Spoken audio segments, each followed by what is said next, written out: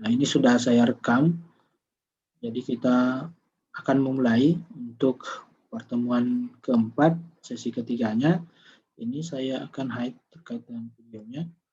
Nah, di sini kita tinggal memilih saja. Jadi sebenarnya di sini yang kita ambil hanya dua saja, arah X dan arah Y-nya. Nah, ini ada vertikal. Nah, untuk vertikalnya ini kita hapus, tidak perlu kita gunakan. Dan di sini tentunya untuk ini adalah untuk arah X-nya dan N ini adalah untuk arah Y-nya ya, seperti itu. Dan kemudian dari sini ini kita mengambil salah satunya, salah satu di antara arah E dan arah X dan arah Y-nya. Jadi sebenarnya untuk memilihnya di sini ada tipe. Nah, tipe ini ada A ini adalah acceleration atau percepatan, seperti itu. Nah, di sini ada juga D ini merupakan displacement, dan di sini ada V ini adalah velocity-nya. Jadi data yang perlu kita ambil hanya acceleration saja. Di sini A, jadi A-nya yang diambil. Untuk displacement dan velocity ini kita hapus seperti ini. Sama di sini kita hapus juga. Ini kita hapus seperti ini. Nah, tinggal nilai akselerasinya yang akan kita ambil. Nah, kalau kita buka ini kita tinggal klik 2 kali. Nah, ini sudah terbuka. Jadi ini merupakan nilainya. Jadi untuk time series sendiri ini sangat banyak sekali. Nah, ini bisa dilihat sendiri. Nilainya sangat banyak sekali. Dan ini nantinya akan kita copy ke dalam Excel dulu.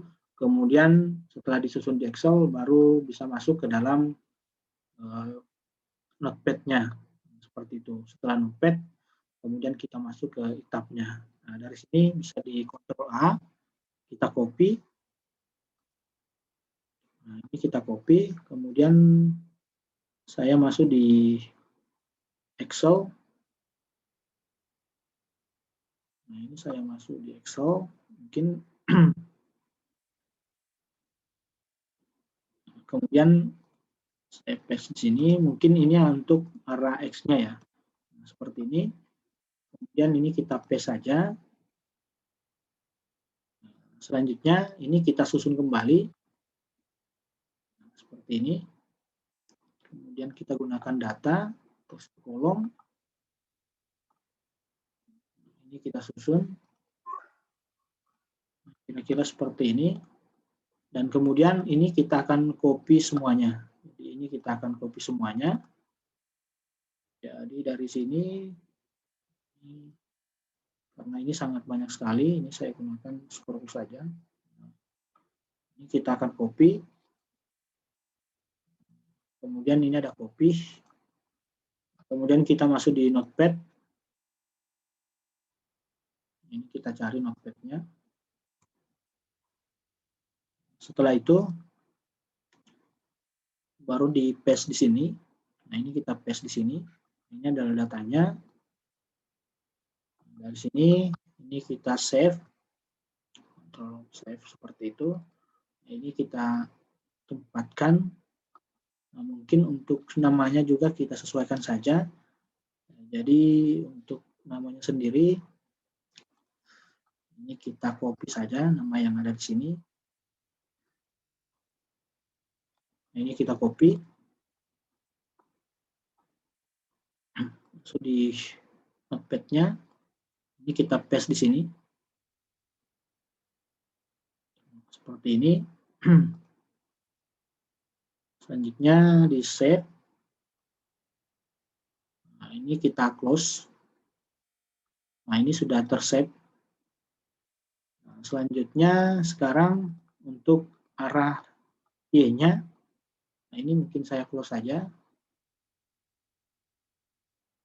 Selanjutnya di arah Y-nya, ini kita buka kembali.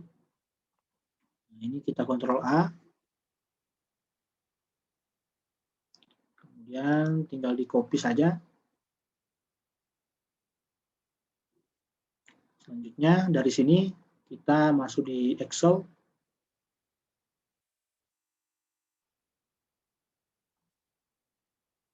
kita tambahkan. Ini untuk array-nya. Dari sini kita paste lagi. Kemudian kita susun kembali. Jadi ini kita susun text to column seperti ini. Nah, dari sini ini tinggal kita copy ke notepad-nya kembali. Jadi yang terbaca nantinya adalah notepad. Ini kita copy. Kemudian kita buka notepad-nya. Selanjutnya ini kita paste di sini. Ini kita save.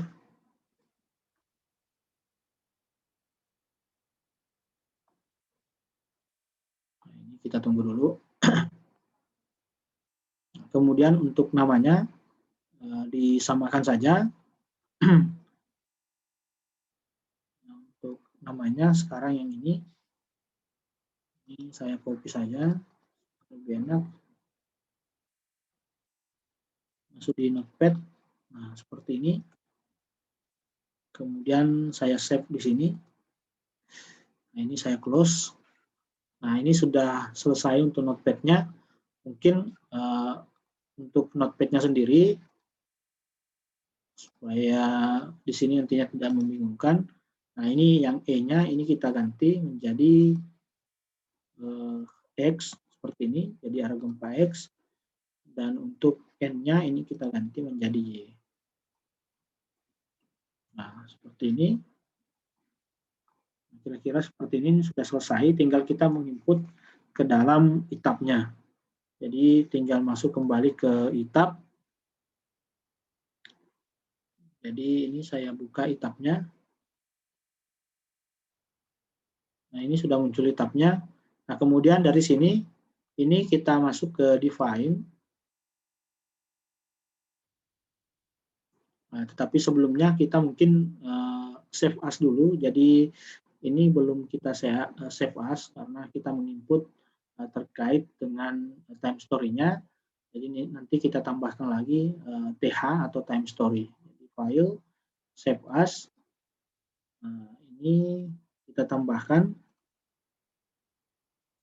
th atau time story. Nah, ini kita tinggal save saja. Ini sudah tersimpan, kemudian masuk di define. Nah, selanjutnya masuk di function. Nah, di sini ada time story.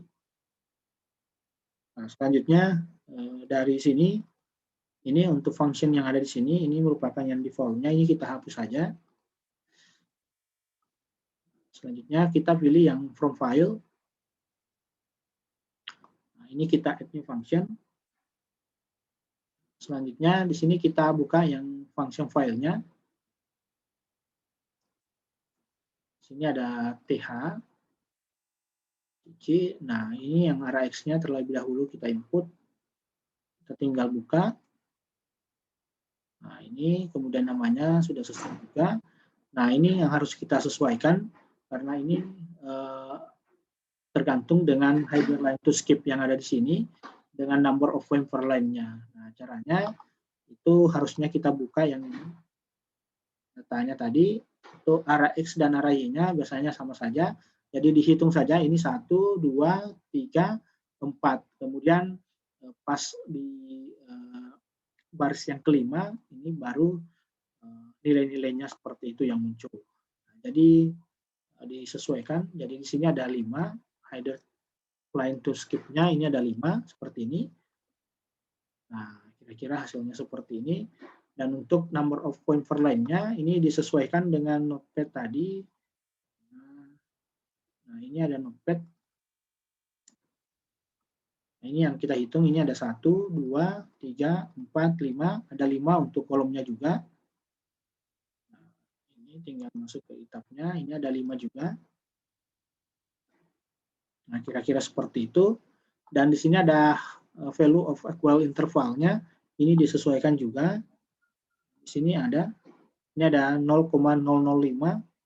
Ini tinggal di input saja. Jadi 0,005 masuk ke ETAB. Nah, seperti ini. Nah, ini untuk arah X-nya nanti diingat saja, ini terkait dengan waktu getarnya ini sampai 90 detik seperti ini, nanti akan kita gunakan yang angka ini. Jadi tinggal dari sini ini kita klik OK. Selanjutnya kita akan mencoba menginput yang untuk arah Y-nya. Jadi ini untuk arah X-nya sudah selesai. Kita masuk di add new function. Nah, sekarang untuk arah Y-nya, tentunya tinggal dipilih saja.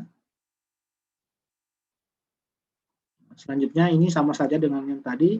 Ini header line to skip-nya ada 5, kemudian number of point per line-nya ada 5 juga. Dan di sini untuk value of equal interval-nya itu sama dengan 0,005 seperti ini. Nah, ini untuk waktunya sekitar 90 detik ya. Nanti akan kita gunakan pada saat kita setting di load button-nya. Nah, dari sini ini tinggal kita klik OK. Nah, ini agak sudah memakan waktu seperti ini. Misalnya kalau untuk time story memang untuk nilai-nilainya agak banyak ya. Nah, jadi langkah selanjutnya ini belum selesai untuk function-nya. Ini kita harus matching antara time story dan response spectrum-nya. Jadi kita masuk di match to response spectrum. Nah, selanjutnya kita add new function. Nah, di sini kita pilih untuk target response spectrum-nya adalah RS Palu. Kemudian di sini untuk time story-nya tentunya arahnya adalah arah X terlebih dahulu. Nah, untuk namanya mungkin saya namakan adalah Cici seperti ini. Cici untuk arah X. Nah, kemudian sebenarnya untuk mematching ini ada dua cara. Ada yang menggunakan frekuensi domain, ada juga dengan time domain. Biasanya kita dalam perencanaan supaya lebih akurat antara matchingnya, jadi ini kita menggunakan time domain-nya. Jadi biasanya kita menggunakan time domain, tapi resikonya itu untuk waktunya, untuk mematchingnya, untuk menyatukan antara response spectrum dan time story itu sangat lama sekali, sekitar 15 sampai 20 menit ya seperti itu. Tetapi di sini mungkin karena mengingat waktu juga, tidak mungkin saya menggunakan time domain.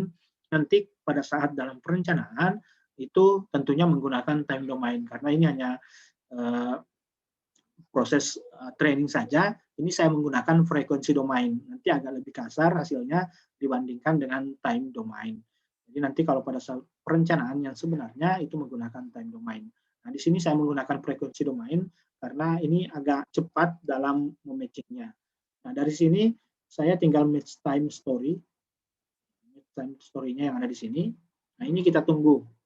Jadi ini akan memakan waktu juga, walaupun tidak selama dengan time domain. Nah, ini sudah selesai, ini sudah termatching yang seperti ini. Tinggal kita klik OK. Nah, ini sudah selesai, ini untuk arah X-nya. Nah, ini sama untuk arah Y-nya, ini kita harus mematching lagi. Jadi ini ada Cici. Nah, seperti ini untuk arah Y. RS Palu, kemudian ini disamakan arah Y juga. Nah, selanjutnya tentunya ini harusnya menggunakan time domain, tapi karena waktu tidak memungkinkan kita menggunakan time domain karena prosesnya lama sekali. Nah, ini kita menggunakan frekuensi domain saja, ini tinggal di match saja. Nah, ini kita tunggu. Nah, ini sudah selesai, jadi tinggal di klik OK. Nah, untuk arah X dan arah Y-nya sudah selesai. Nah, sekarang ini tinggal kita klik OK. Nah, ini kita masuk ke load cases-nya lagi. Jadi, untuk mendefinisikan terkait dengan time story-nya. Jadi, tinggal masuk di sini. Jadi, tinggal masuk di add new cases. Nah, selanjutnya, ini sudah muncul terkait dengan add new cases-nya. Ini untuk namanya, ini kita ubah menjadi TH. TH untuk arah X-nya atau barat timurnya ya, seperti ini. Kemudian untuk locus type-nya ini kita ubah menjadi time story. Nah, seperti ini. Kemudian dari sini kita add lagi. Nah, ini kita ubah untuk load type-nya menjadi acceleration, percepatan. Kemudian untuk arah X-nya adalah U1. Kemudian function-nya menggunakan yang ini, CC, yang arah X-nya. Nah, kemudian di sini untuk skala faktornya. Nah, untuk skala faktornya sendiri, itu sama dengan skala faktor atau perhitungan yang sama dengan respons spektrumnya tadi. Jadi harusnya kita mengenali gravitasi itu dikalikan dengan 1 atau Y-nya, kemudian dibagi dengan 7 untuk terkait dengan arah X-nya. Nah, kalau di sini tadi, ini saya klik OK dulu. Nah, ini kita klik OK. Nah, ini kita ambil untuk arah X-nya di sini, modifikasi. Nah, data ini yang kita ambil, ini kita copy saja. Ini mungkin kita cancel. Nah, ini kita masuk kembali di sini. Ini kita modifikasi. Nah, di sini ini kita paste di sini. Jadi kita sesuaikan, ini sama sistemnya. Nah, kemudian kita add lagi. Nah, di sini kita ubah menjadi acceleration. Ini menggunakan U2, jadi ini adalah array Y-nya. Kemudian di sini adalah array Y untuk function-nya. Nah, di sini hanya 30% saja dari nilai gempa utamanya. Jadi dikalikan 0,3 seperti ini. Kira-kira hasilnya seperti ini. Dan di sini ada number of output time step. Nah, seperti yang saya bilang tadi, untuk waktu getar daripada time story-nya itu sekitar 90 detik ya. Jadi ini tinggal 90, kemudian dibagi dengan 0,1 yang ada di sini. Jadi 0,1. Nah, ini kita coba lihat. Nah, ini untuk hasilnya. Nah, dari sini tinggal diklik OK. Nah, ini sudah selesai. Sekarang ini kita akan menambahkan lagi terkait dengan time story ini untuk arah Y-nya. Jadi dari sini add new cases saja. Seperti ini. Jadi TH, Y, untuk arah Y-nya, kemudian ini merupakan utara selatannya. Seperti ini. Nah, dari sini, ini kita menggunakan time story. Ini kita add lagi. Ini kita add 2 kali. Ini acceleration sama acceleration. Ini 1, 2. Nah, function-nya menggunakan yang arah utamanya adalah U2-nya. Ini kita ubah menjadi CC Y seperti ini. Dan ini adalah X-nya. Nah, untuk nilainya ini disamakan dengan respon spektrum untuk arah Y-nya. Ini saya klik OK dulu. Nah, ini saya ambil nilainya dari sini. Kemudian saya modifikasi. Jadi ini saya copy. Nah, ini saya klik OK. Sekarang saya arahkan ke Y. Ini saya modifikasi kembali. Nah, tentunya saya masuk di sini. Kemudian saya paste. Nah, kemudian saya copy, saya paste lagi di sini. Nah, kemudian dikalikan 0,3 atau 30%. Nah, seperti ini. Kemudian number of output time step-nya ini 90 per 0,1. Nah, seperti ini. Jadi untuk settingannya selesai. Nah, untuk penginputan beban statik ekivalen sudah selesai. Kemudian respon spektrum juga sudah selesai. Time story juga sudah selesai. Ini kita klik OK. Nah, kemudian ini tinggal kita akan mengontrol. Nah, untuk mengontrolnya sebenarnya ada beberapa yang harus kita kontrol, seperti mengenai kontrol analisis seragam respon spektrumnya, kemudian partisipasi massanya harus di atas 90%, kemudian gaya geser dasar nominalnya itu akan kita kontrol juga, kemudian kinerja daripada strukturnya itu akan kita kontrol, dan selanjutnya ketidakberaturan struktur baik vertikal dan horizontalnya itu harus dikontrol. Nah, setelah terkontrol semua, baru bisa masuk ke desain penulangannya seperti itu. Nah, baik, mungkin untuk hari ini saya cukupkan dulu terkait dengan penginputan beban gempa. Ini kita sudah selesai di penginputan beban gempa, tinggal melakukan kontrol saja, kemudian kita akan mendesain terkait dengan balok kolom platnya seperti itu. Nah, mungkin untuk pertemuan keempat di sesi ketiga ini saya cukupkan dulu, nanti kita ketemu lagi di pertemuan selanjutnya. Baik, terima kasih. Assalamualaikum warahmatullahi wabarakatuh.